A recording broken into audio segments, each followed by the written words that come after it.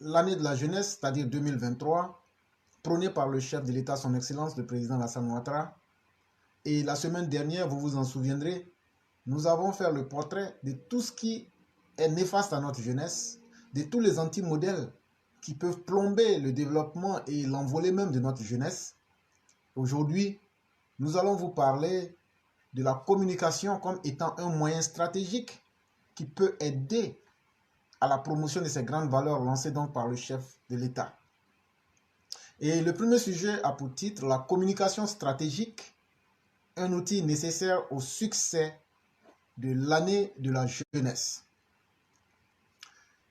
Je voudrais à présent m'adresser à nos jeunes, filles et garçons, car je suis convaincu que votre talent et votre énergie sont une chance pour notre pays. Je crois fermement en votre capacité à contribuer au développement de la Côte d'Ivoire. C'est pourquoi j'ai décidé de faire de 2023 l'année de la jeunesse. Il convient de saluer respectueusement cette volonté du président de la République, M. Alassane Ouattara, exprimée dans son discours de vœux le 31 octobre 2022. C'est une réaffirmation de la volonté démontrée par le chef de l'État. Elle est la culmination de plus d'une décennie d'actions en faveur des jeunes et dont la politique nationale de la jeunesse 2021-2025 en est l'actuelle boussole. Les interventions publiques devant bénéficier aux jeunes.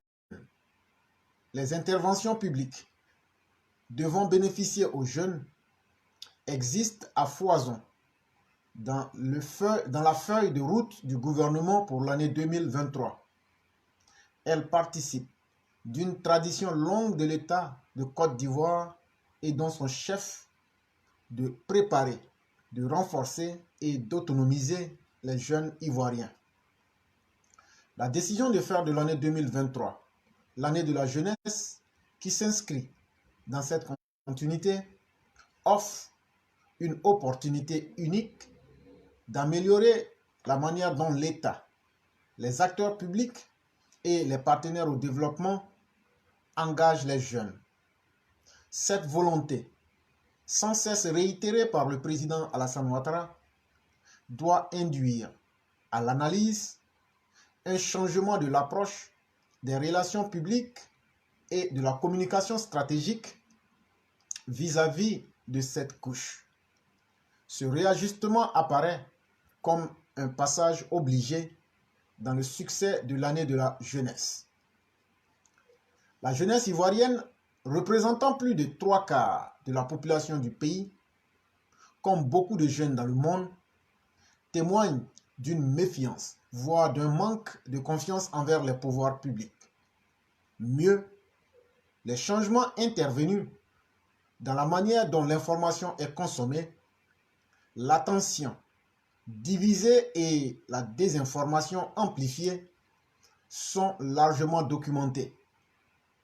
Ceci crée une situation où l'action publique est essentiellement ignorée par les principaux bénéficiaires. La jeunesse vit à une époque où son attention est divisée, de s'appuyer sur les réseaux sociaux, les médias locaux et le smartphone pour construire et diffuser une communication jeune. Ces canaux sont de plus en plus renforcés par l'apparition de TikTok, de médias sociaux en janvier 2022, selon Kepios, cité dans le rapport digital 2022. Côte d'Ivoire, 98,6% déclarent se connecter depuis un téléphone mobile.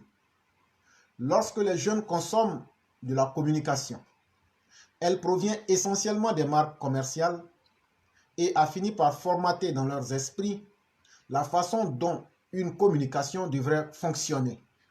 Ceci fait peser sur la communication publique l'obligation de s'adapter et d'emprunter les codes de la publicité. À cet effet, David Ogilvy, l'un des pères de la communication publicitaire moderne déclarait: il faut une idée centrale pour attirer l'attention des consommateurs et les inciter à acheter votre produit. À moins que votre publicité ne contienne une idée centrale, elle passera comme un navire dans la nuit. Je doute que plus d'une campagne sur 100 contienne une idée centrale. Son conseil peut s'avérer utile dans le succès de la communication autour de l'année de la jeunesse. Je reviens sur ce que nous disons ici tous les jours, qu'il faut adapter les mécanismes de la communication au public cible.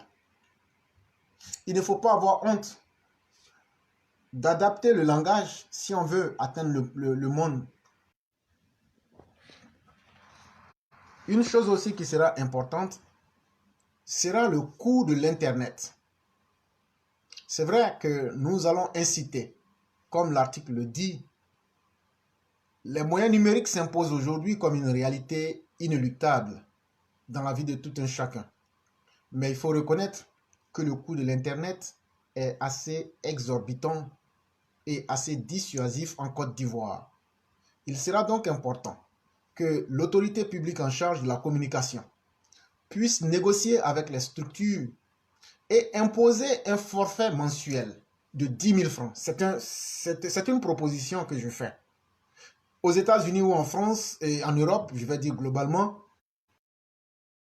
pratiquement des forfaits à 10 000 avec l'Internet comme la communication illimitée. Or aujourd'hui, pour toute personne qui sait observer, la communication devient un outil fondamental dans le développement de nos pays. Et il faut aussi l'adapter au mode de consommation de notre jeunesse. Pourquoi ne pas donc faciliter l'accès à l'Internet et aux nouveaux moyens de communication en faisant des tarifs forfaitaires de peut-être 10 000 francs par mois? Ma foi, cela pourrait beaucoup faciliter la tâche si on pouvait avoir une bonne connexion presque illimitée ou même illimitée à 10 000 francs avec les appels. Si les autres le font, c'est que c'est possible chez nous en Côte d'Ivoire. Ce n'est qu'une question de volonté. Il faut seulement demander aux grands groupes de communication de diminuer un peu en termes de gourmandise, de diminuer leur gourmandise et chacun sera gagnant dans cette histoire-là.